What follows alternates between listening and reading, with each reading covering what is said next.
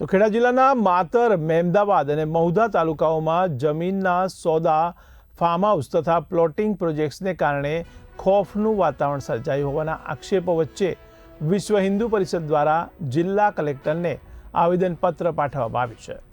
તો વીએચપીના જણાવ્યા મુજબ કેટલાક ગામોમાં પ્લોટિંગ યોજનાઓ દ્વારા બહારના લોકોને વસાવવાનો પ્રયાસ થઈ રહ્યો છે, જેમાં જેહાદી માનસિકતા ધરાવતા તત્વો સામેલ છે। તો આશિયાના રેસિડેન્સી જેવી યોજનાઓમાં માત્ર મુસ્લિમો માટેની જાહેરાતો, મદ્રેસા અને મસ્જિદોના નિર્માણથી ગ્રામ્ય વિસ્તારોનું વાતાવરણ બગાડવાનો પ્રયાસ થઈ રહ્યો છે। તો ગરમાળા ગામે આવા વસાહતી તત્વો દ્વારા હિન્દુ યુવક પર છરીથી હુમલો કરી જાનથી મારી નાખવાનો પ્રયાસ થયો હતો। આ ઘટનાને ઉદાહરણ રૂપે રજૂ કરી વીએચપીએ તંત્રને ચેતવણી આપી છે।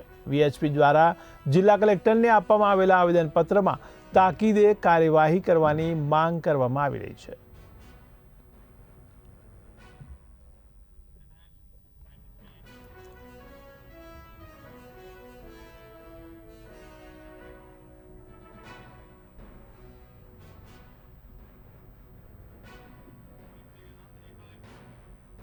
જિલ્લા કલેક્ટરને વીએચપીની તાકીદે કાર્યવાહી કરવાની માંગ કરવામાં આવી છે। ત્યારે વીએચપી દ્વારા ખેડા જિલ્લામાં આ જેહાદને લઈને આવેદનપત્ર પાઠવવામાં આવ્યું છે। માતર, મહેમદાવાદ અને મહુધામાં લઈને વિવાદ છેડાયો છે। ત્યારે આશિયાના રેસિડેન્સી યોજનાની જાહેરાતથી ગ્રામ્ય વિસ્તારોમાં હવે તણાવ ફેલાયો છે। આજે નડિયાદ કલેક્ટર સાહેબને આજે આવેદનપત્ર આપવા આવ્યા હતા।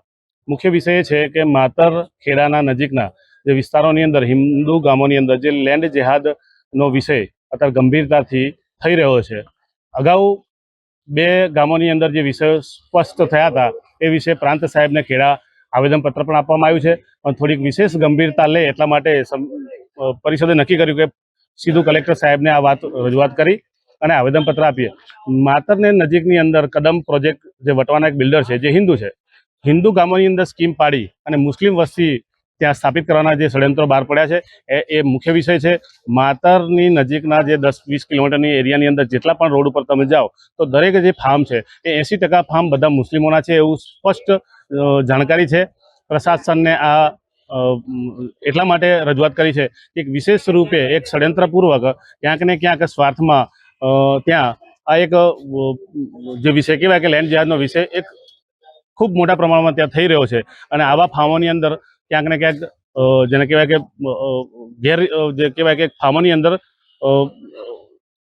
અઘટિત કૃત્યો અને જે કહેવાય કે ફાર્મોની અંદર દર શનિ રવિવારે કંઈક ને કંઈક પાર્ટીઓ થતી હોય છે અને ઘણું બધું અમે ધ્યાન પર લેતા હોઈએ છીએ એવું